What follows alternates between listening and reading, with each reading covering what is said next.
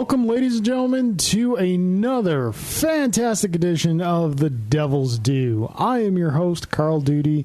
With me, as always, faithfully, is the man who once wrote the great American novel simply by using a strand of Christmas lights, Mr. Drew Celestina. I see what you did there.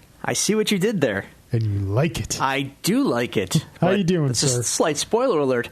Good. Okay. Cool. Awesome. How's, here we are again. Okay. Episode 7. Yes. We're past the prequels. We're on to the really, really good stuff. Yeah, kind of. The podcast awakens, sort of. Quite, yes, the podcast awakens. We'll see. That Yeah, time will tell. Yeah. How was your week, sir? It's okay. I know there's a trend going on this show. Every week you're like, yeah, it's okay. I didn't do much. Half an hour later, and that was my weekend. Yeah. It's good. It's good. Excellent. Good weeks are always good. No Man's Sky happened this week. Happened all over you. Well, you know, ebbs, flows, strikes, gutters, ups, downs. So yeah, No Man's Sky came out this week. For those of you not in the know, it's like this hotly anticipated game for the PlayStation 4 and PC. Infinite exploration, infinite space exploration specifically. Yes, 18 quadrillion planets. Dude, I couldn't even begin to tell you how many, because it's the whole game is procedurally generated. So a team of designers did not sit there and map out the stars and say, you're going to go here, and you're going to go here, and you're going to go here. It's all generated off an algorithm. Correct. So the game has assets in it, and the game decides at random, or whatever, how it assembles all those assets. So if I play the game, my experience will be completely different than you playing the exact same game. Yeah. We're going to start off in different parts of the galaxy, different planets, different animals, different life. And there's a story, I think, somewhere in there. I don't know where exactly. It's very vague. It's up to you to kind of find out. They throw you out there in the wild and say, go on, have at it. Yeah, it's kind of like the original concept of Star Trek. Just instead of a gigantic ship, you have a small one-man ship. There's even less setup than that, though. Yeah, But yeah, this is like the 5-year mission. Yeah, exploring new life. Yeah, categorizing. So it's crazy. So, I'm starting to see. So it's like 5 days in, right? Okay. Roughly that I've been playing it. Yeah, and it's addicting in a way that, like, you're playing it at your own pace, but the initial start of it, you have so little resource, like you have so little inventory available to you to like gather resources and to build new things and to do things. So when you finally start to like get to these things and you start to like encounter alien people and you start learning the language, you find these little like alien tablets on all over planets, and if you touch one, you learn a word in the alien language. Eventually, like, you'll learn enough words where you start talking to little merchants and guys like that. Yeah. And their language is all in their language. It's spelled out like in gobbledygook. But if you know words, it will translate those words. So eventually you start to kind of sort of understand the gist of what they're saying. So you can kind of reply appropriately or not appropriately based on what they're saying. It's this whole wave of discovery that drives the game. Yeah. So I spent the first 2 days playing it strictly on like two planets. That's it. And the first one I got off quickly, landed on the second one, and then I just decided, you know what, I'm going to spend some time here. I spent probably 10 hours on this planet. I found so much stuff, my friends are playing it. They're like, dude, I'm out of the star system already, and I got a warp drive, and I'm like doing all this cool stuff. And I'm like, that's cool. I'm still here. Yeah. And, like, I know I want to go out and try all that stuff, but I'm just so... Yeah, you're content where you are. I'm not content, but I'm just so... it's so engaging that, like... Yeah. The game has a fundamental... I want to call it a problem. but it's a problem for me because I have a very completionist mindset. And in a You're screwed. In a game where that's not possible, it's difficult. Yeah. So anyway, I did finally exit the star system last night. It was freaking awesome. The first time I found a space station and landed in it was mind-bending because you spend all this time on this like desolate weirdo planet and like it's all calm and like frontier-y. Then you go on a space station and it's like after all that time in the frontier, you land on a space station that's like straight out of Tron, and it's just like, whoa! That's pretty cool. It's pretty cool. Here's my problem. I do want a new video game. Yes. I've been doing nothing but Street Fighter V since February. So I'm kind of ready to step away and take a break from that. But at the same time, because Street Fighter V, you're just mostly playing like online or at the local Buffalo Fighting Game community weekly meetups. It's a game with like not necessarily beginning/ending. It's just matches. You're playing matches. Yep. So I'm kind of in the mood for something that has a narrative and a beginning and an ending. But at the same time, like, I know No Man's Sky has none of that. Nope. But it looks really cool. So it is. I don't know. I may have to do something to kind of cleanse the palate. I think I might pick up Uncharted and go through that and then jump into No Man's Sky. If you want to borrow the Uncharted collection, I have it. Does it have number 4 in it? No, 1 through 3. Yeah, I've already played 1. Okay, well, I can't help you there. You know what I'm going to say? I would, in a heartbeat, recommend Doom to you because, my lord, they did a fantastic job on that game. As a fan of the original, man, the new one is like, it is the game that you wanted for 20 years. Like, this is the new Doom. Yeah. Doom 3 was a diversion. This is the real shit. The real stuff, sir. So, anything else? Just No Man's Sky just dominated the week? More or less. And keep trying to keep up 2 days a week right now with the weights. How go the weights? They go. They go up. They go up or I go down. That's the rule. So nice. Yeah, it's okay. It's just okay. Cool. Yeah, more or less.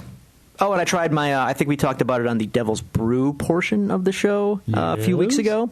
I popped one of the rye IPAs last night. How'd that go? Good. Not great? But not great. And I think I explained, I had that a water addition problem, and I knew that it was not the way I intended it to be. So, great aroma. It tastes good, but it definitely tastes watered down. And, it's good. I got 49 more to drink, so I will enjoy them regardless. But, it's bittersweet. It's nice. And no pun intended when I say bittersweet, because it's beer. I see what you did there. It's good. Just I wanted it to be great. So if I make it again, it will be. That's my vow. It will be great. Cool. So what's up with you? Big day. Yeah, today was busy. Today I met up with our good friend Alan at Nickel City Comic Con, put on by Dave and Adam's Card World, and our good friend Virginia. What's up, Verge? We love you, Verge. It was a great con. It was good time. I posted a little picture on our Facebook page. Ran into a Matt Murdock cosplayer. Excellent. Got a picture taken with him. Did you tell him about the show? I did. All right. I did. He seemed not to care. Well, then he's not really a Daredevil fan. Then. So, yeah, that was a good con. I picked up some nice little goodies, some Funko Pops. Picked up Shadowland. We're going to do it for the show. We'll review it. Question about that. So you picked up Shadowland. Did you read the Brubaker run that preceded it? Nope. Oh, boy. I got dirt cheap, though. Well, it was $8 for a hardcover. They put it in hardcover. Oh, man, it's so unworthy. Well, that's how Marvel does their trades. You get the hardcover first for like X number of months, and then they come out with the cheaper softcover. So, yeah, check it out. Just no, it is not one of the high points of Daredevil's career. Yeah, I'm interested to see. Okay. That was today. This is actually Saturday. We normally record on Friday. This is Saturday. Ran into some scheduling conflicts last night, but that was okay because it allowed the wife and I to finish off Stranger Things. Aha! Which we pretty much crushed in a week. Yes. Yes. More on that later in the show. Yes. I finished the Telltale Games Batman. The first chapter? Yes. First chapter. Good. Very, very entertaining. I'm probably going to crush through it again. And I played it as like actual Batman would play it. Now, like next time through, I think I'll like go like Frank Miller Batman and just like ruthless and maybe there's a DC movie Batman version where I could just straight up kill everyone. That's what we call in the Mass Effect parlance, Paragon or Renegade. Okay. I think that. You know what? I think I did something Monday, but honestly, I can't remember what it's a blur. It's a blur. So, it's a decent week.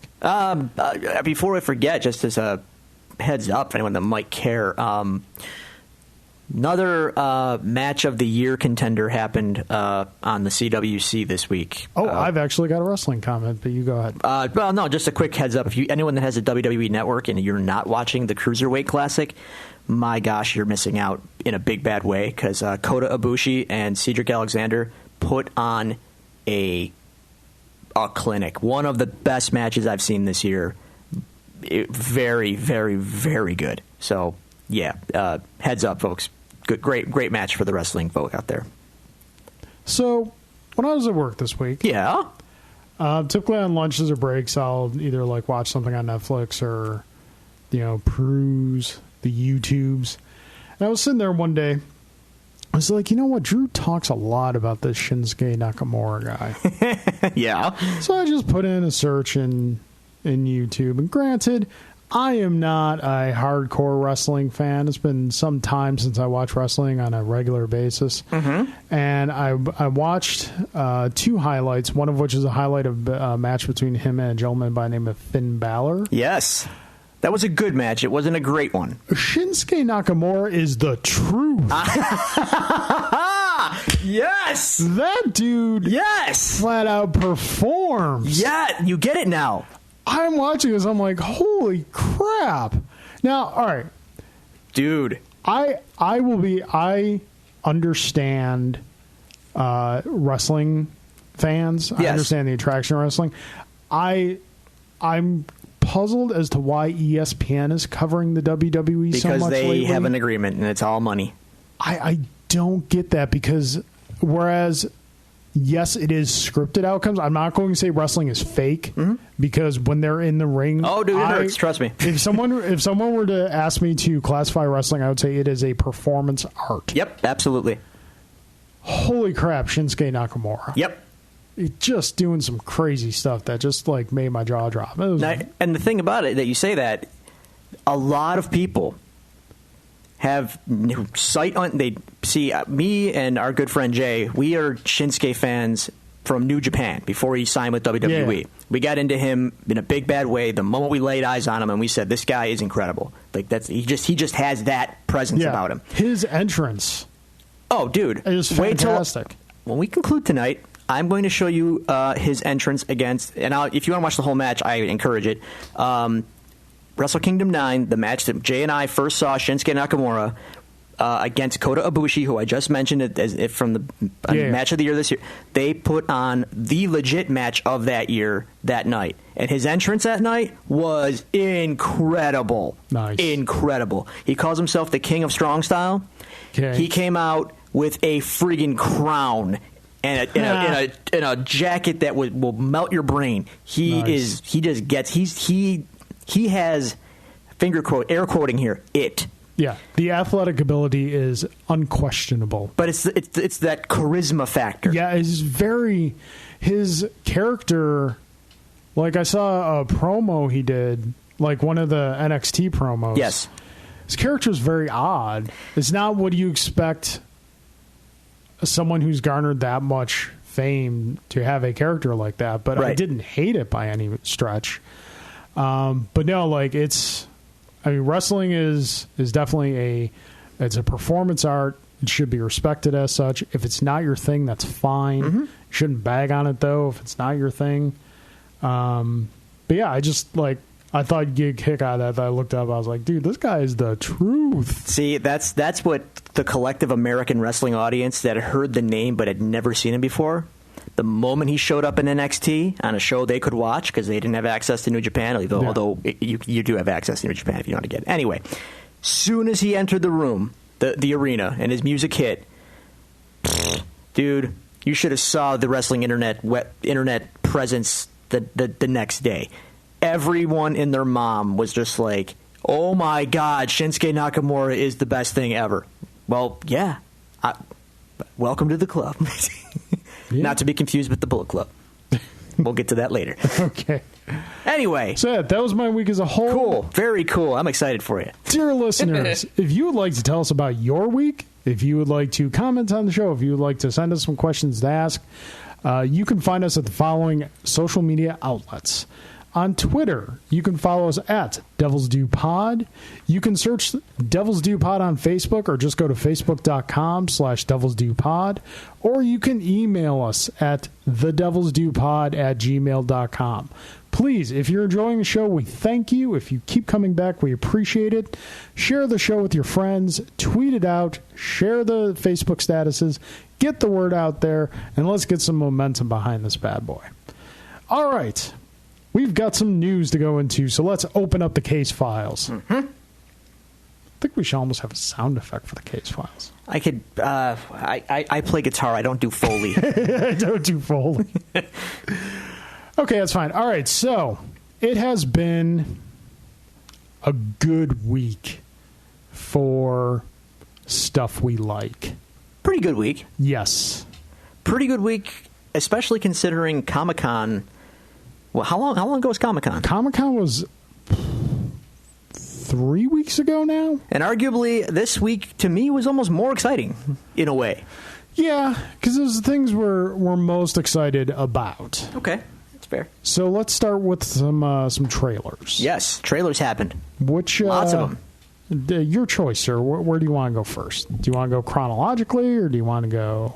I say we lead with what's pertinent to the show here. Okay. Netflix. Our friends. And Marvel are so good to us. They're so good to us. Less than a month after giving us a Luke Cage teaser, we get a full-blown 2.5-minute Luke Cage trailer. And friends, it looks good. It looks so cool. It just looks cool. The tone, the feel of it is so right. If the episodes match that trailer tone, it's going to be a fun show. It's going to be a good show. This is the first Netflix show that appears to be taking place outside of Hell's Kitchen. It seems the primary setting is Harlem. Yep. A lot of Claire. A lot of Claire. Trailer. Yep. So she seems to be the glue that's holding the Netflix Marvel universe together. A little bit, sure. She's the connective thread between what we have so far. Because she showed up on Jessica Jones as well. She did, yeah. What were your thoughts? Dude, it just looks cool. Yeah, and there's a certain charm to Luke. Yeah, he has a certain. I don't know. He just seems like a fun. Maybe that's not the right word, but he seems like a good dude in the show. We got the bracelets and then I was just going to say, it feels cool. His character feels cool, and they show him interacting with other people that he knows that we haven't met yet. But they're it seems very cordial and like, man, this looks like a good show. Yeah. Looks fun. And then when they show that origin tease, and he comes out of the chamber, man, he had the bracelets on, which are, I mean, it's not. Okay, so there might be some confusion. This is not how he got his original costume in the comics in the 70s, but this is a wink and a nod to it. Yeah. And dude, I was just like, oh, because bracelets are one thing. They gave him the tiara, dude. And I hesitate to call it a tiara. It's a tiara. It's okay. Because I'm afraid he's going to show up and hurt me if I call it a tiara. He knows it's a tiara. I'm gonna call it a decorative headband. Okay, well that's acceptable too. Yeah, that was really cool. The music. Oh, yeah. Again, so on point. Good mixture of soul, R&B. Just, again, Marvel showing they know the music as well as the movies. And apparently every episode, from what I heard, is named after a rap song or something like that. Nice. So, nice. I'm very excited because the actor who is playing the villain is one of my favorite characters from House of Cards. Oh, okay. He plays a character called Remy. I don't know. Do you watch House of Cards? I don't. You should. It's really good. Plays Remy Danson on House of Cards. So he's just getting all that Netflix money. He looks solid in this. And what else about it? It was just, favorite part of the trailer. Favorite part of the trailer, hands down. Ma'am, you don't have to worry. I got you. Luke Cage, man. He's just saying, listen, again, and we've discussed this with Daredevil, don't have to be afraid anymore. Good dudes. Good peeps. So, yeah, we get that September 30th. We will most likely be doing that episode-by-episode breakdown on this show. Oh, boy. Because, I mean, we're not getting another Daredevil season until 2018. We got some time to wait. We got to stretch some stuff. We'll have to stretch either some that stuff. or just rebrand the show Grumpy Old Geeks. And oh, God. Just kinda, slow down with all that.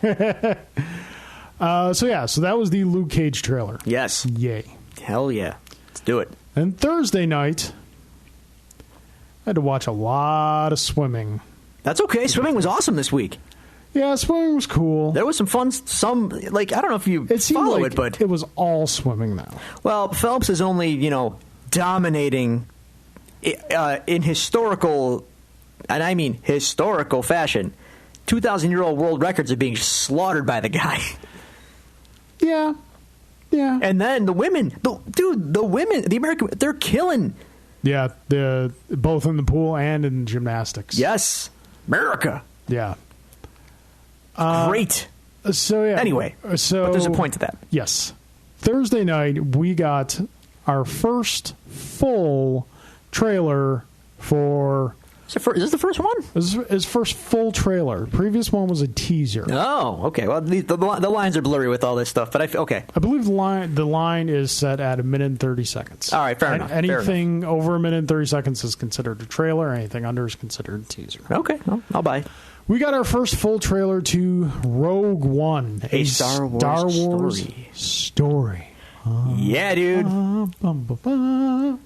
So excited. Can it be December now? I bet you're not going to hear that music in this movie. I bet you will hear a variation of it. I can't wait. I'm curious about all of it because I don't think it's Williams doing the music for this one. No, he's not. And on top of that, like even the branding of it isn't like episode one. It's just Rogue One is the big upfront title. And then in a little itty bitty letter, it says a Star Wars story. Like it's cool. This is a very cool. This is uncharted waters for Star Wars on the big screen. Really. So what was your takeaway from the trailer? What got you excited? What'd you like? I liked all of it. I think the thing that gets me most excited is the tone of it and the look and the feel of it. If you don't know this, I'm going to tell you now. I know you know this, but listeners probably don't. For me, there are we've joked about this, but there are 4 Star Wars movies. That's it. Because the 3 that came out recently, the prequel movies, dude, I can't. I just cannot. My body rejects them like they would a foreign organ or something like that. Like my body rejects spinach. They have... the list of things wrong with them is long. Okay, they look fake. They feel fake. They're written poorly. There's no tone. It's just bleh. It's bleh. Force Awakens fixed all that, and now Rogue One looks to be doing even more. Like the director Gareth Edwards, the guy who did the good American Godzilla movie. Mm-hmm. He seems to get look and feel and tone really well and scale really well, and it showed in the trailer because the coolest appeal of Star Wars back in the 70s, I wasn't alive, but like the thing that really made it feel different than sci-fi before it it felt like a real world that was lived in. Yep. Like it just coined the phrase lived in Right. in aesthetics. Right. Because science fiction up until that point was very much like the prequels. It was shiny, it was clean. Or it was cheap and it looked dopey. You know what I mean? Like there was no Hollywood didn't really have a respect for it, so it just kind of looked like whatever they could kind of cobble together. But Star Wars changed all that. And now Rogue One, man, it looks lived in. We're going back to that classic trilogy that we've grown up with. It just looks and feels real. And on top of that, this is like a war movie. Like it's like Star Wars by way of Normandy. Like you know what's funny? You know what I thought when I saw the trailer? I was like, Disney went and made their own Suicide Squad movie, and it looks really, really good. But they made it with Star Wars. Yeah. Nah, it looks cool. It just looks really cool. That shot when the dude shoots the rocket at the AT-AT? Yeah. Like the coolest thing about it, like I said about scale, how the director gets scale, it takes like a good second to reach the AT-AT, and it's that little thing. It's just like wow, that is impressive. It's like a scale. It's like a good 2 beats after you think the rocket should hit that. Actually, right. And then when the protagonist woman, I'm sorry, I don't know her character's name yet. We'll get there. It's like Jilo or something like that. I don't know. I'm probably wrong. She's walking up along that catwalk overlooking the sky, and then a TIE fighter arises. Like, whoa! Cool visuals like that, dude. Like, just X-Wings in the rain. It's just, cool I mean, it stuff. sounds like a little thing to get excited about, but gotta remember, man, Force Awakens was awesome. We love Force Awakens, but we're still, like, recovering from the PTSD that is the prequels, so... Well, here's the thing. The Force Awakens was, like, the first step in the recovery. Yeah. And then you're still a little worried, though, because it's only one. Yeah. And you're worried, like, well, could they do it again? They still could fall back. No, I don't think so. I think this is going to be pretty good. I will say this. One thing I liked about this trailer is we got a little more introduction to the characters that will be in the film. I am all on board and all in for Donnie Yen. Holy crap, dude. He looks just awesome.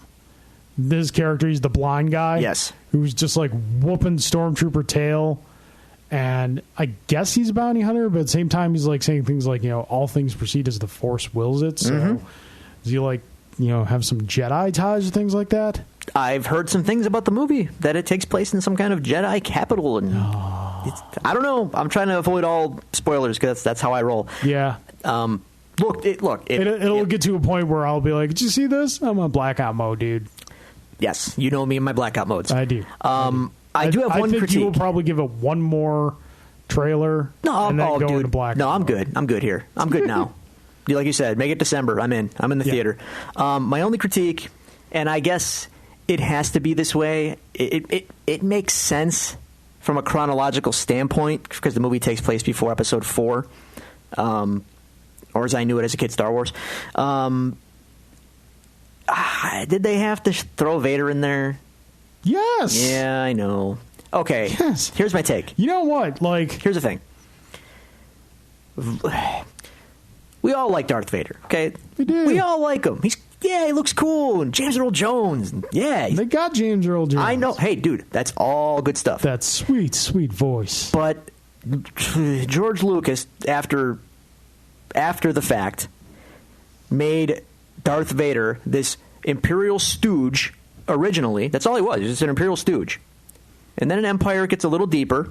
And then by Jedi, obviously, his presence was much bigger. But my point being, in Star Wars, he's an Imperial stooge. He's not the right hand of the Emperor. He gets punked off by Tarkin and the other general goons in the Death Star. Because in the script, I wouldn't say stooge. I'd say it was definitely second in command. No, he wasn't. He was an enforcer, but he was not in the ranks. He did what Tarkin asked him to do. He was a henchman, a good henchman, but a henchman. But he looked really cool. He looked awesome. He made a big impression in the movie. So in Empire, obviously, after fans reacted, they said, "Okay, Vader was hot. Let's make him a little more important." So my point being, the notion that he's like this savior of the universe, and that the whole Star Wars saga was always centered on Darth Vader. Bull crap. Not true in the slightest. All of that is Lucas retcon and Lucas George. Yeah. Damn it, George. Anyway, my point being, stories change. Stories kind of grow organically. And take different directions. The You know prequels, that. though, the prequels overexposed us to Darth Vader by making it all about Darth Vader, and then miscasting him twice, and then making his whole turn to the dark side terrible. So, like, and my point being, I'm good on Vader. If we're going to do a new Star Wars movie that's a Star Wars story and doesn't focus on the Skywalker family, can we not put Vader in it? Can we just tell a different story? You can't. I don't think It's a big universe, man. I don't think you can tell that story and not have some presence of Vader in it. I know. I just, So I just want to, you know why? Because they're making the Han Solo movie. Are they going to squeeze him in there too? Just because, like, I don't know. that would make, given the time that movie takes place, that would make less sense than putting him in this movie. I know. But I'm But just saying. did you see who they were talking about for the lead, or not for lead, for Lando Calrissian? in that Yes. movie? Donald Glover. Donald Glover. He would be perfect. Cast him now. Do it now. Cast him now. Tell the man to grow a mustache. He's wanted in central casting. Get him a cape. Yes. So okay, those are our two previews, trailers that we have to talk about in news. Now, unfortunately, we have to turn to a slightly more somber note. As of this recording today, it was reported that Kenny Baker, the actor who portrayed R2-D2 throughout the Star Wars films, has unfortunately passed away. Yes, folks, there was a person in there. Yes. A very little person. Yes. This is, I believe, the first primary cast member we've lost of the Star Wars crew. Do you consider Alec Guinness to be primary? Yeah. And Peter Cushing, obviously. Now, I wouldn't consider him to be primary, even though he was always the character I wanted to live at the end of Star Wars. Like, get in the damn shuttle because you're an awesome character. You need to escape. Unfortunately, Kenny Baker passed away. I believe it was just old age. Kenny Baker, known for 83. obviously 83. Star Wars. Little cult classic that I personally love, Time Bandits. Oh, that movie. That was a great movie. Freaked me out as a kid. Terry Gilliam craziness.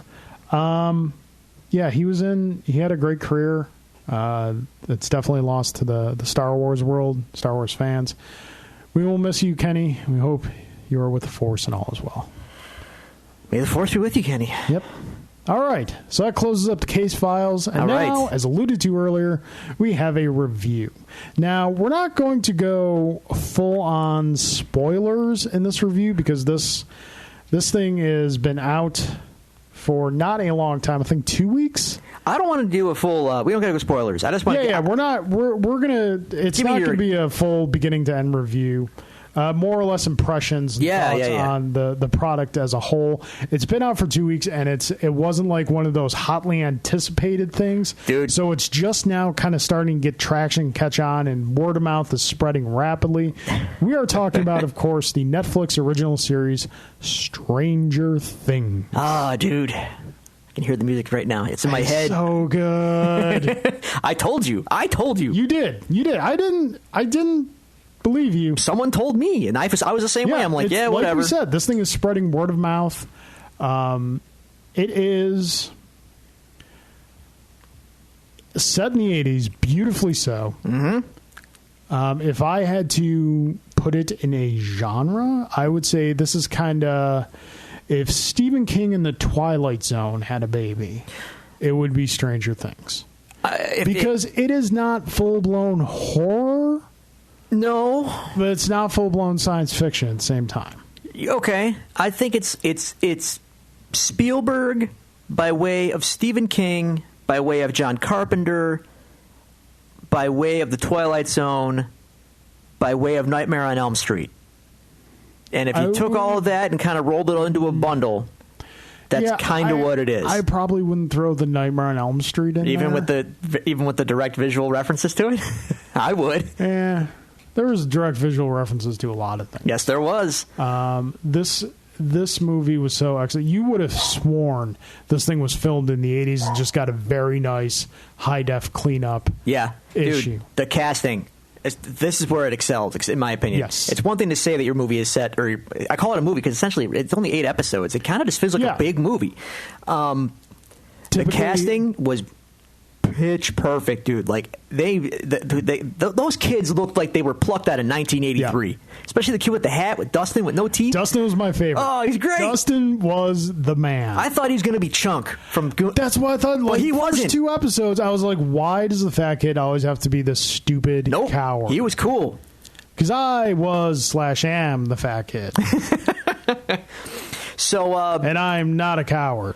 Yeah, stupid is questionable. And you know what? The thing is, people can knock it for saying that it's just like a 80s nostalgia wank. But you know what? I don't think that's true. It's there. It's in there. But it's still done excellently. Even if you didn't grow up in the 80s and you know nothing about the 80s. It's radical. It's a good show. Like it's a great show. Well written, great casting, great performances, great music. I'm sorry, man. That soundtrack is tight. The soundtrack always reminded me of Tron. Yeah. Very, like... It's all synth, man. Synth. Yeah. John Carpenter. It's cool. It's a very cool show. Well worth your time. And I insist, it's more than just an 80s throwback to appease the nostalgia feels. It's one of those things where, like, you're trying to figure out, okay, where is this going? What could this be? Yeah, it's hard to discuss that without giving away any spoilers. It is. Which I do not want to do. It reminded me a little bit of the way I watched Stranger Things. Did you watch it over a week? I watched it over a weekend. I crushed 4 episodes the first night because it had that Lost appeal. Yeah, where the episode ended, and I was like, next one, like boom, go. I actually enjoyed it more digesting it smaller like that because it gave me time to think and kind of reflect on the episode. See, I didn't get a chance. I just kind of I totally get seeing it that way as well. I mean, one of the main reasons that we watched it the way we did was because wife is tired, I'm tired, got a sure almost 5-month-old baby now, got take care of the baby, so we watched what we had time for, and I'm just kind of thankful we did. I felt I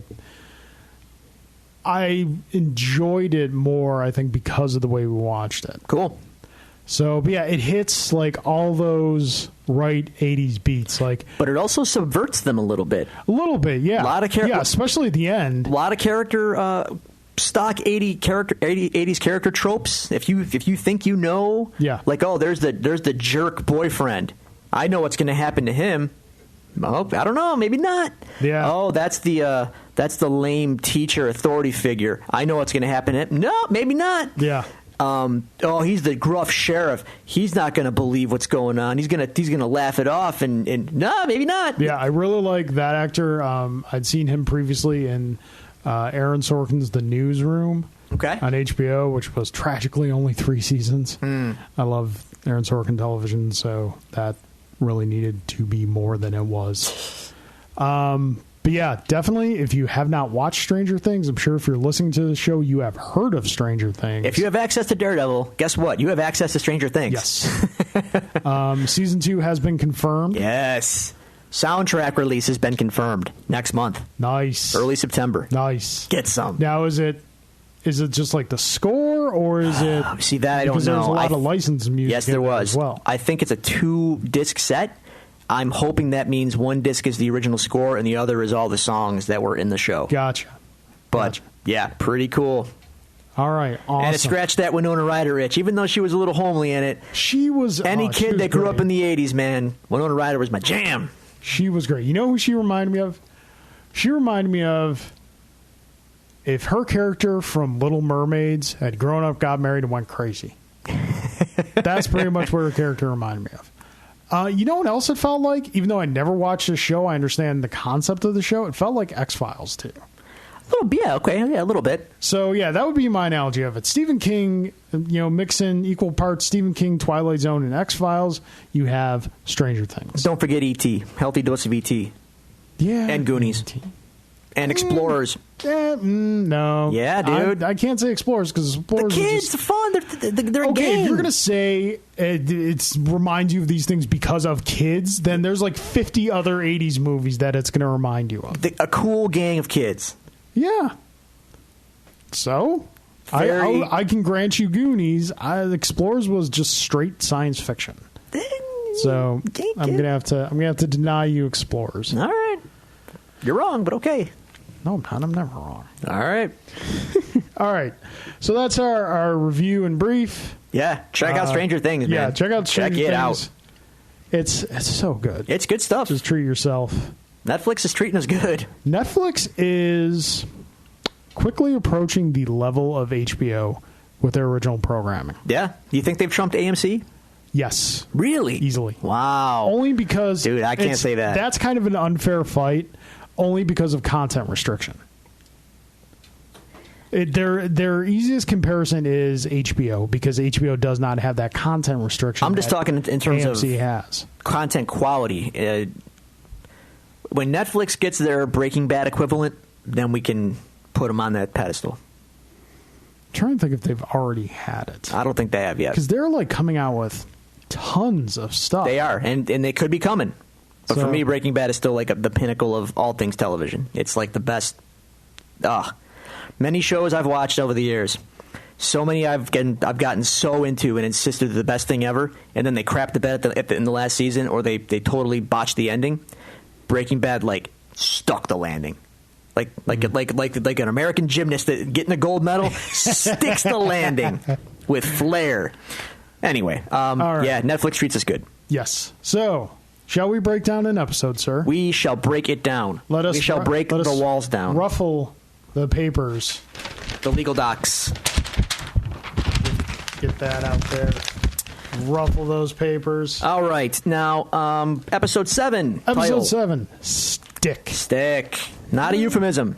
No. Been waiting for this episode. Yeah. Ironically enough, though, remember how last week we commented that episode was better than we remembered it? Yes. This episode, still great. Kind of the opposite. Really? Yeah. Oh, I still love it. Don't get me wrong. Okay. But I didn't have the, oh, God, it's so good Okay. reaction to it this time around. You're going to have to elaborate, because I enjoyed this episode a lot. All right. Parts of it, anyway. Yes. So we open up in, to use my best Street Fighter 2 voice, Japan.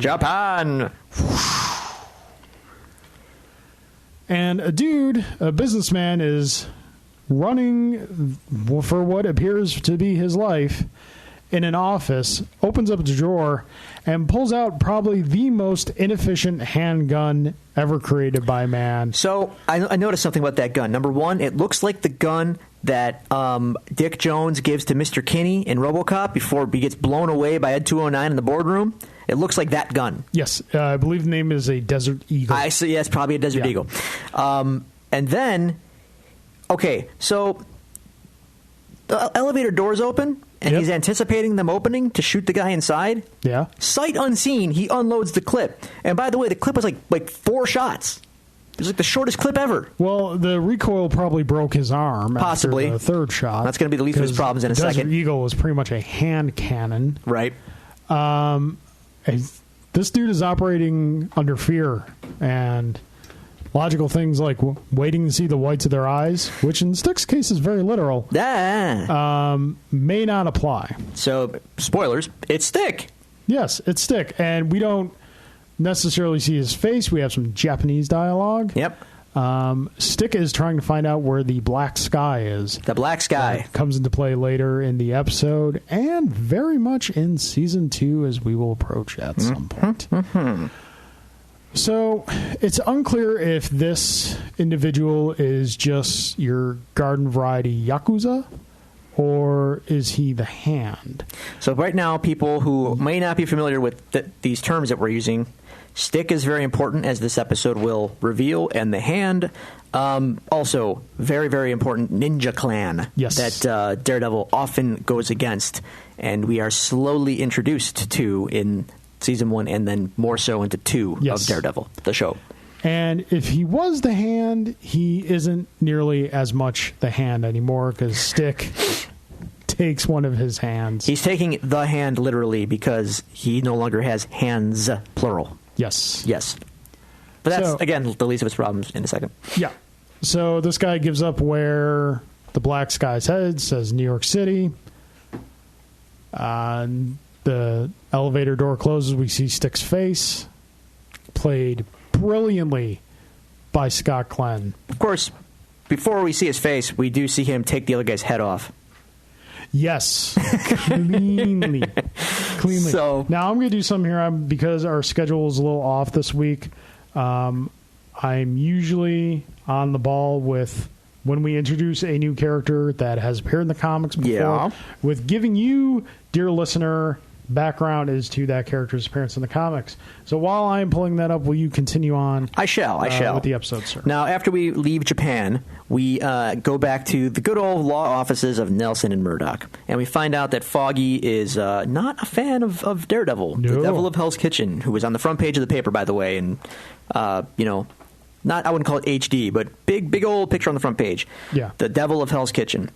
Now, obviously, Karen and Foggy kind of turn to Matt, like, what do you think about him, Matt? And Matt, being Daredevil, has to kind of play it coy, and I think he does so in a sort of clever way, without being like, I think he's great, guys, because he's very cool, and, all that. Matt gives the legal answer. He says, we can't try him here at this table. If he were to be caught, he would be tried in a court of law, and we would have to, go with the facts as they were. We can't. Yeah. We don't know his situation sitting here reading hearsay in the paper. Okay. I have our Give me some Stick background. info, It's man. Very quick and basic. Stick first appeared in Daredevil 176 and was created by Frank Miller. How do you like that? He is a very Miller character. Totally. Very gruff, very on the surface, dispassionate. Very single-minded, mission-oriented. He's a quintessential Miller character. He's a hard ass. Yes. Yeah. One thing I did notice. Let's see. Okay. I have a note here that says for this scene in particular, Foggy is us, in air quotations, in kind of Go on. modern media news relaying. How the masses will kind of jump to conclusion and judgment without evidence or due process. Okay. So I thought that was a good illustration of Foggy just kind of being the fearful, hyperactive voice of the masses when something like this is presented to them. Agree, disagree? Yeah, I guess that's fair. I think. Yeah, well, he's in the dark. Yeah. Figuratively speaking. Karen has had a first-hand encounter with Daredevil. Matt is Daredevil. So Karen doesn't want to believe what the media says about Daredevil because she's seen him personally and believes in him. Matt is Daredevil, so obviously we know how that's going to go down. But Foggy only knows what he's being told by the media. And the media, as we know, is probably being bought off or at least being paid. Their information is coming from bought-off sources, like the cops by Wilson Fisk. So, Right. Yeah, Foggy's kind of the blind surrogate.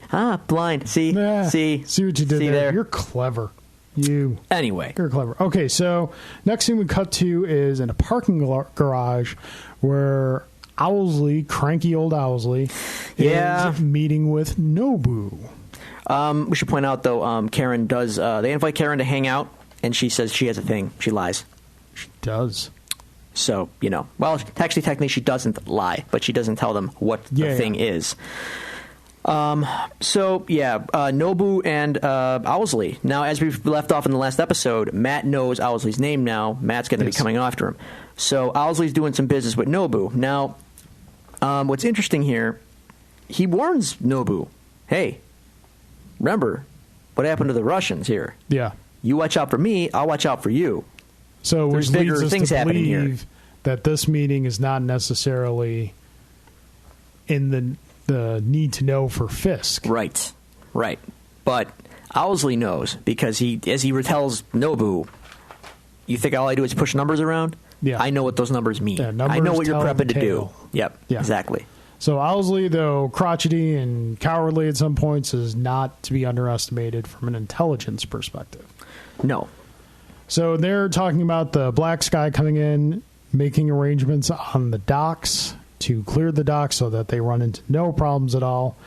Nobu goes Bye-bye. goes away, goes about his business. And then Owlsley, just as he gets to his car, is confronted by Matt. In Daredevil. In Proto Daredevil. So he's going to interrogate him, but Matt's distracted. Tap, tap, tap, tap, tap, tap, tap. And in that distraction, he gets tased by Owlsley. Yeah. Now, Yeah. again, Matt, That tased. one of those things, I feel like Matt should have saw that coming, but he was distracted. And also, Owlsley, for being a mob henchman accountant, taser's fine. You're probably going to want to carry a gun, buddy. And given the scope of things that are happening in town right now, and then the Man in Black was just in front of you, and you just took him down with a taser, dude, you should have killed him. I'm just saying. But again, Owlsley is a little bit cowardly. So Well, a little bit. Just, yeah. it's kind of like those things where you're in a fight with someone a lot bigger and stronger, and you get a lucky punch in, knock him down, and Run! you don't stick around to see if he's going to get up. No. But if he had a gun, he could have took care of business. Then I agree. Lesson learned. Lesson Learned from the original Austin Powers movie. That's right. I got a gun in my room. I could just go shoot him now. What are you feeding him? All right. Okay, so we are, after Matt goes down from taser, we are treated to the first of many flashbacks that they have been banking up. Exactly. From the past two episodes. They were saving him. Of which we've had none. But this flashback shows how Matt and Stick came to know each other. So this is interesting. Okay, they're in the orphanage, right? Yes. Where the nuns take care of the kids or whatever. Matt's freaking out because he hears everything all the time. Yeah. Matt is in full thrall of his abilities with no idea how to control them. Right. Now, the nun brings in Stick, and she says something to the effect of like, "You've been helping kids for a long time. You have a reputation for helping." So, number one, I'm like, "Huh? How did that all start up? How do they know about him? And how, like, do the nuns have Stick on speed dial? Like, how does that work exactly?" And, maybe there was a girl Possibly. who turned up at the orphanage that he helped out. Maybe. Hypothetically. A girl whose last name kind of makes you think of nachos.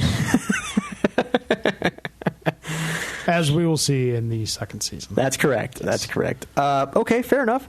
And then I have to remark, they're again playing coy here. Where's Dad? Dad's dead. Where's his mom? And the nun says that's another story. That's a story for another time. Yeah. Because, spoilers, folks, in the comic books, Matt's mom left. We haven't gotten there yet. It's a comic book spoiler, not in the show. It's gonna get in the show. We don't know that. I got to veto it. I'm sorry. Man. All right. I think Matt's mother and Karen, stuff that happens with that, I think we saved to the actually doing the show. Oh, okay. All right. Fair enough. No, Drew's got a disappointed look on his face, I folks. don't think it's that big a deal, but okay. Moving on. Okay, so next we see Stick and Matt sitting on a bench in a park. Now this is what we learned, that Stick's a jerk. He is. We love this character. He's a great character. But yeah, he's a royal douchebag. Yes, he's prickly. He's basically telling Matt, this is your life. It's not going to get any easier than this, so you better nut up right now. Yeah. And suck it up, Buttercup. Yeah. No one cares that you're blind. Yeah, he's basically just telling Matt, like, shut up, and just, like, gives him a quick smack if he asks a question or something. Yep. Well, at first, though, they're on the park bench. Yeah. Eating ice cream. Mm-hmm. And he tells me, this is pretty cool, because here's where things get interesting, because my question to you would be, after this scene, Yeah. does Stick have radar sense?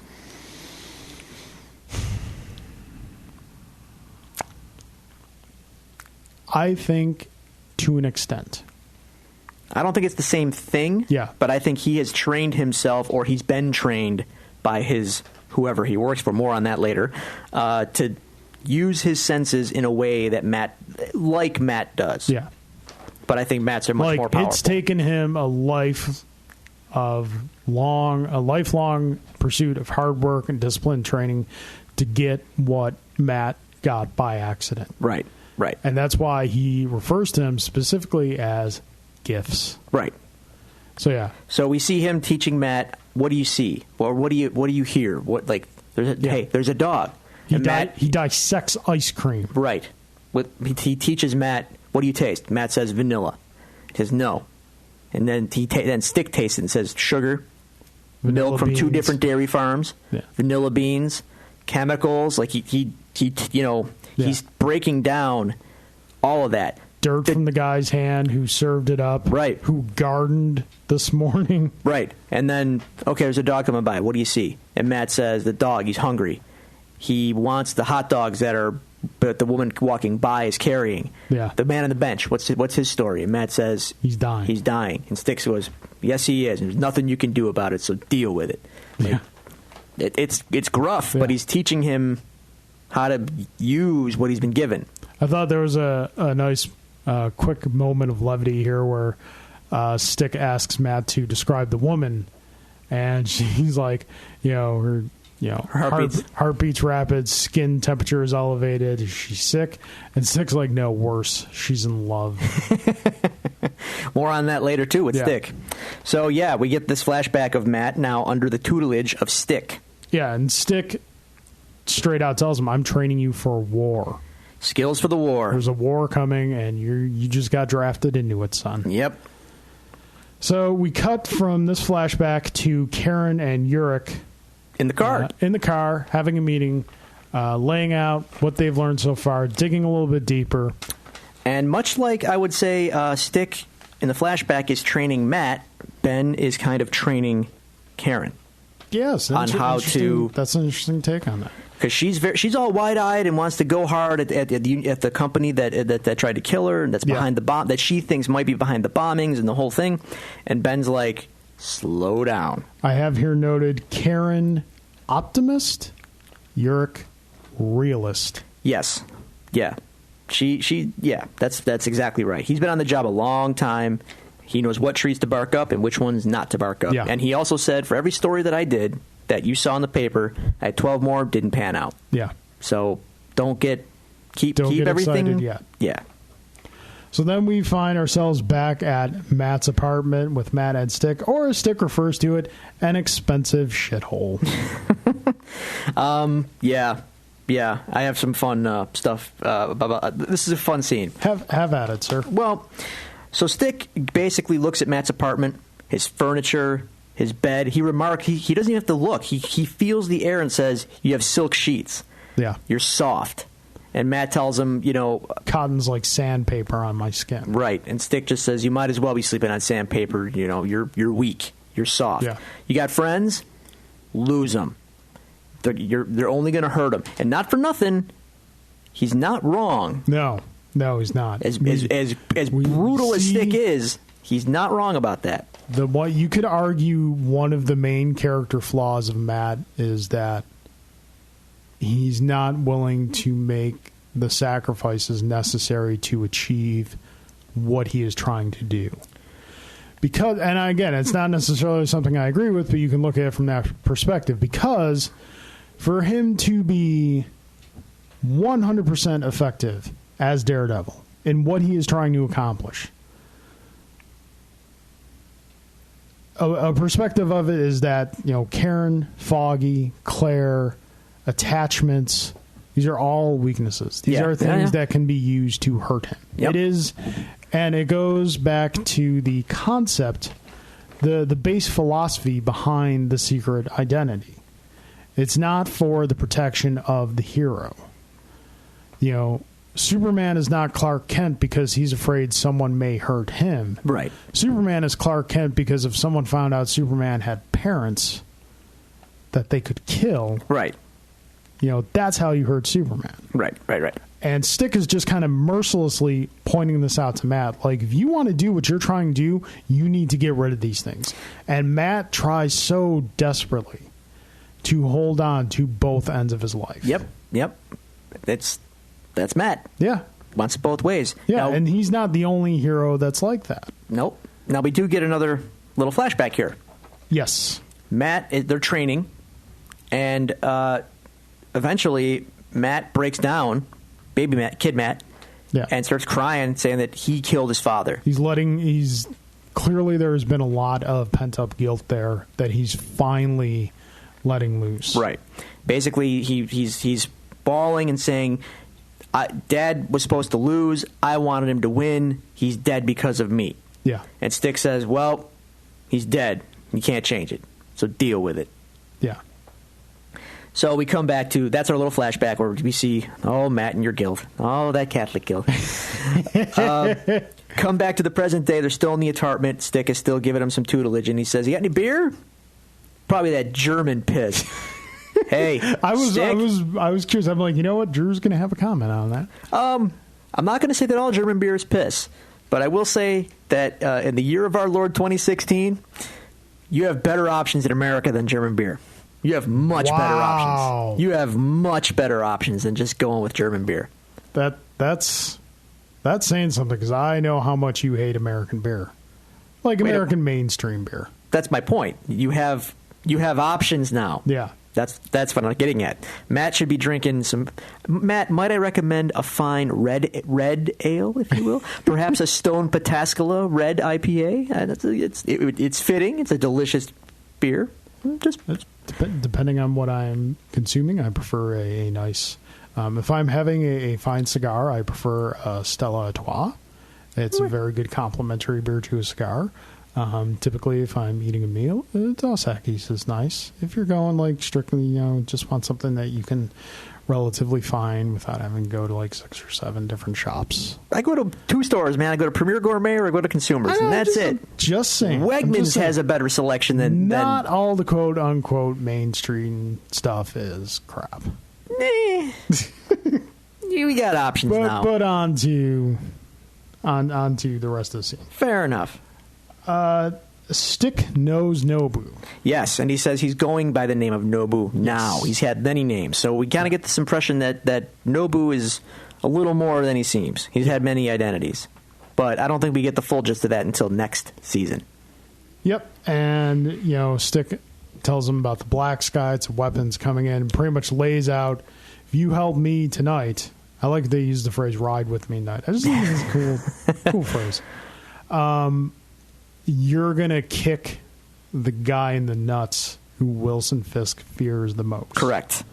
And on top of that, he also, Matt, you're gonna poke the bee's nest, and Matt says, one condition, you don't kill anybody.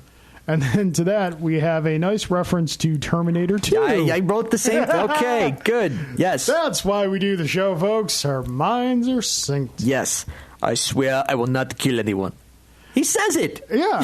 He literally puts his hand up and says it. I swear I won't kill anyone. We have, again, in this scene, Matt's ideology, again, brought into question. Yep. And much like a certain character will remark in Season 2, half measures. Half measures. You're a half measure. No half measures, Matt. You put them down, they get up. I put them down, they stay down. That's right. More to come on that. Oh, I can't wait. Uh-huh. So... And Stick also comments that the beer sucks. Hey, see? You see? Get that man an IPA pronto. All right. So we go now... We have a quick scene with Miss Cardenas and Karen. Yes, correct. And Karen, my God, oblivious Karen. Miss Cardenas makes a remark about the handsome fellow that she's with, and she says, "Oh, Matt," and Miss Cardenas, "No, Foggy." And then she's like, "Oh." I don't think Karen is oblivious. I just think she's distracted by bigger things. Maybe, but man, it's right in front of her face. No, I know. I get it. And even Miss Cardenas even says, like, he's He's got the hots for you. How Yeah. what are you, blind? Yeah. Blind. See? Yeah, look what you did there. You're so clever. So we cut to outside of Miss Cardenas' apartment. Karen is leaving. She's assaulted by the two guys that Miss Cardenas just told her about. Yes. And she is rescued not by Daredevil, not No. by Matt Murdock, No. not by Spider-Man, not by Iron Man, not by Captain America, Thor, Hulk, or Squirrel Girl. She is rescued by Speaking of Squirrel Girl. Foggy. Got a Squirrel Girl.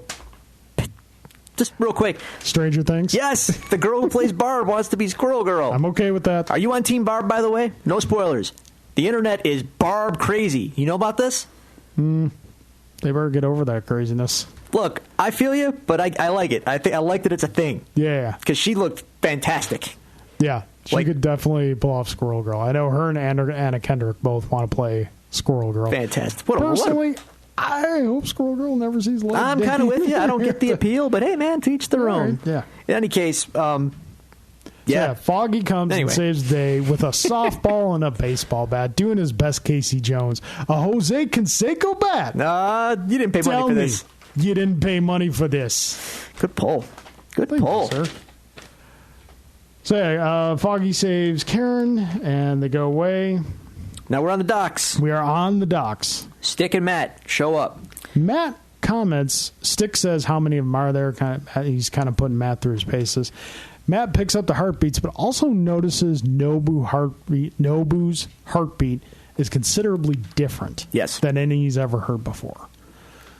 More on that later in this season, much more in the next season. Billy Clubs!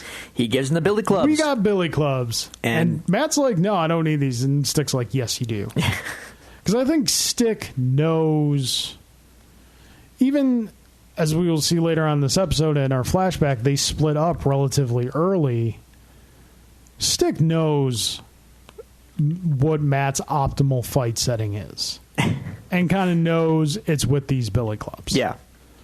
So he gives him Billy Clubs, and then Matt goes about thinning the herd. Yep. Thin out the grunts. I'll take care of Black Sky. Yeah. Well, then we find out what Black Sky is. It's a kid. It's a kid in a shipping container chained up. Yep. So Stick takes aim with a bow and arrow, Hawkeye style, and is going to kill the kid, Black Yeah. Sky. Matt knows this. He senses it and deflects the arrow so it doesn't kill the kid. Yeah. And then he has to take out a few more goons as they rush the kid away into a car that drives away. By the time Matt realizes what just happened, Stick is gone. Yes. So I want to stop and ask you this quick question. Yes. In this Marvel world that we live in, where scientists can turn into rampaging monsters, we are in regular communication with Norse gods, once thought legend, now found to be reality. Is it beyond reasonable thought to think that Stick may have been right? That because we've heard Black Sky described as a terrible, terrible weapon. A Yeah. weapon that changes the game. We explore this much more in season 2, where we still don't necessarily see what Black Sky does, Right. but the seriousness of it and the power of it that a lot of these characters fear. I'm not taking one side or another. I'm just posing the question. Was Stick right to try and do this? Try. He does. Well, more on that in a yeah. second. I don't know. I mean, I don't know. And here's why. Because as Matt remarks, as they go back to the... Well, hang on. We got a flashback to get through. The fight training. Yes. And this is important. Matt tries to give... After they're fighting, and Matt's like, at this point, he's a good soldier. Yeah. He's committed now. Good soldier. Good soldier. So after he's all hyped up and he gives Stick like some, our enemies are going to fear us and all this crazy, Yeah. What do we control? Our mind. What does our mind control? Our body. What Right. do our enemies control? Our enemies control jack shit. Right. Language. My God. All right. I'm quoting. Fair enough. After that, he tries to give Stick a present, a bracelet that he made out of the wrapper from the ice cream cone when they first met. Yes, like one of those old boondoggle bracelets. Right. Stick proceeds to take it in his hand And you're like, oh, it's a sweet moment. Right. Crush in his hand. Not the wrestler, the action. And he says, training's over. I can't train anymore. We're done.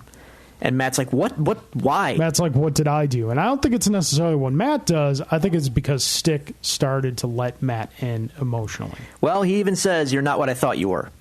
More or less. And he said, and when they get back to the apartment now, Matt goes, docs are over. Now flashback's over. We're back at Matt's apartment. Stick is already there. Matt comes in. They proceed to ask what happened.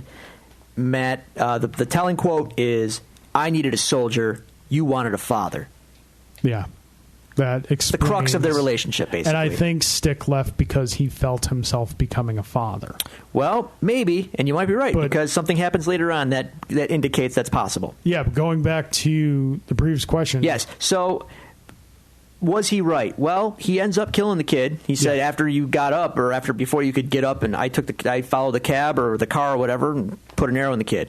Dead. Yeah. Done. So, is he right? Well, Matt says he's a kid. I heard his heartbeat. I heard him breathe. Yeah. He's a kid. So, could it be more? Yeah. But do we know? Not yet. Does Matt know? Not at all. And in terms of all that supernatural stuff you explained with, like, Thor and the Norse god, that's all happening, in the sky and to a select few people that know about it. Yeah, but also Matt doesn't know this stuff. Headlong into Supernatural in the Netflix universe as well. Right. Maybe not at this point. No, but not yet. Obviously with Iron Fist, and I think there's even been mentionings that Doctor Strange is going to tie into some Netflix stuff. Okay, cool. I'll be shocked if that happens. Yeah. But so again, hope. I don't necessarily fall on one side or the other. I think we don't have enough information to, like, I think if we eventually see what Black Sky can do, because this is not the last Black Sky. No, spoilers. It may be a question for revisiting, possibly. But back to the apartment. Well, one thing I did have a question about, and although it does come into play later, I guess a question gets answered. He says he killed the kid. Yeah. Do we know that? We don't see it. I have no reason not to believe him. Hang on. Don't let me forget. All right. So they fight. Matt and Stick throw down. Yes. This is a very raw emotion fight. Yes. There's style here and whatnot, but this is like years of pent-up anger and frustration. Yeah, they're taking it all out on each other now. Yeah. And Matt, at the first part of it, doesn't look like Matt's going to be able to hold his own, but at one point, Matt just kind of lets the devil out a little bit, and Matt wins that fight. Yes, he does. Tells Stick to get the hell out of his city. Get out of the city. Now, cut to Karen. Yes. Going to see Ben. With Foggy. And Ben is not like, happy. Yo, you can't be bringing people in. You're going to get yourself... And she says, I trust him. He's a good lawyer. Karen's we're going to need him. Bringing Foggy into the fold. And then they all acknowledge that there is a new player on the board of cards. Right. And it's the man in the black mask. And if he's not working with the gangs, who's he working with? Yeah. And that they put him at the top of the board against the Kingpin, basically. Yeah. One shall stand, one shall fall. That's what I did Monday night. No, it wasn't Monday night. It was Thursday night. My friend Nate, never seen Transformers the movie. Brought him over to watch it. Yeah? Loved it. All right. Great. Prime. It gets you every time. Prime. I know. You gotta tell me, dude. I was one of those kids in the theater. I know. Till the day. Till all are one. All right. Spoiler, he comes back. It's okay. He gets better. He gets better. He has a rude awakening. Oh, yes. Yes, he does. Folks, YouTube, The Rude Awakening of Optimus Prime. You're welcome. That's all I'm going to say. Okay, do it. So all right. Matt, we cut back to Matt. Matt is in the wreckage that is his apartment. Cleaning the place up a bit. What's he find, Drew? He finds, amongst the wreckage from where he laid Stick out, the bracelet that he made him 20 years ago. Stick kept it.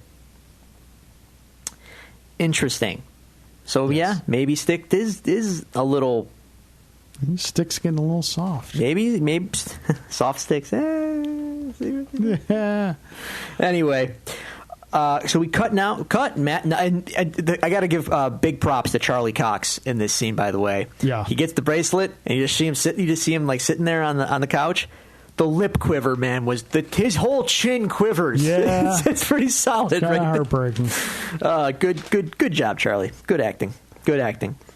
Now we have selling that emotion. Very interesting scene.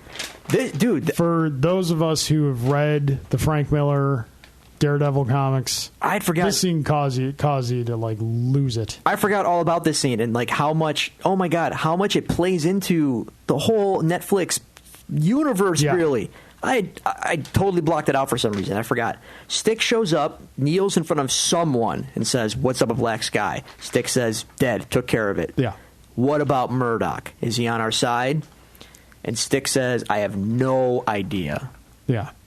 But Now- we'll find out, and this is the telling part. We'll find out. We're going to need him when the doors open. Yeah. What does that mean?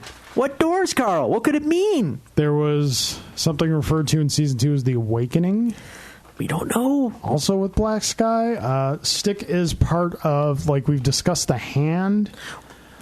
Stick is part of a counter group to the Hand called the Cast. Yes. And the character he was speaking to, I was kind of hoping you were going to remember the name, because I remember that character actually is a name I remember when I read through the Frank Miller Daredevil. He's kind of in there. Or I think he's in Man Without Fear. He's crucial to. He was in Miller's Daredevil run, and Yeah. he's a Man Without Fear. So, and there definitely appears to be something, I don't want to say inhuman about him, because, Inhumans are a thing. But there's something there's something different about him. He seems otherworldly, supernatural, maybe. Don't know. Yeah. We Don't will just, know. You know what? Dang it, Drew. We're just going to have to keep watching. I guess we are. We're just going to have to keep watching and find out. That wraps up episode 7, entitled does. Stick. Drew, very, very lots of. Yeah. Go ahead. Sorry. thoughts on the episode? Lots of thoughts. Better than I remembered, actually, just because of all the Stick stuff. It's great. Stick stuff is fantastic. Yes. Stick is my favorite character of this season. Okay. Played great by Scott Glenn. It just, the whole relationship with him and Matt and the way they tell it, fantastic. Really well done. Good episode. And then that setup at the end, just like, whoa, hey, what's going on here? Yeah, bigger world, bigger things are afoot. Yeah, I could see how that setup would be confusing to a non-comic reader, and that's fine. But it even works in the context of the show. Yeah, it totally does. But those of us who've read those comics in the past are like, holy crap, they're going there, which at this point, we do a lot of. And I love that it still gets us excited. It still surprises us. Well, because we never thought this would ever. Yeah. We're in a new golden age of geek where we're getting things we never, ever thought of. Right. I mean, to be fair, we did get a Stick incarnation before, not in the Daredevil movie, but in the Elektra movie, which was god-awful, by the way. I've only seen parts of it. I haven't seen... I'll say this. They cast him well there, too. Who played Terrence Stamp. Yeah. Zod. Kneel before Stick. Yes. Well, hang on. Slow down, buddy. Phrasing. But yes. Yeah, see, he's the kind of character that you get an actor like that for. Yeah. So, anyway. So, all right. That about wraps it up for us here at another episode of The Devil's Due. Thank you very much for joining us again. Again, if you would like to contact us, Drew, how can they do that? Do you know? Do you remember? Facebook, Devil something. You're the expert here. Work, folks. So he's not required to remember any of this. I record the show, I mix it down, I play the music, I put it up onto the interwebs. You handle all that social business. If you want, you can follow us on Twitter at Devil's Due Pod. You can search us on Facebook at Devil's Due Pod, or just search The Devil's Due on Facebook. Or you can email us at thedevilsduepod@gmail.com. Email us, please. Yes. As you've seen in past episodes, Didn't have any as the recording of this episode. But Let's change that, folks. Yeah, we'll read your questions on the show. Just don't ask about Post-it notes. That's all. Yeah, Post-it notes are personal matter. Absolutely. That not even in polite society are discussed. All right. Okay. Yes. Court's adjourned. Court is adjourned.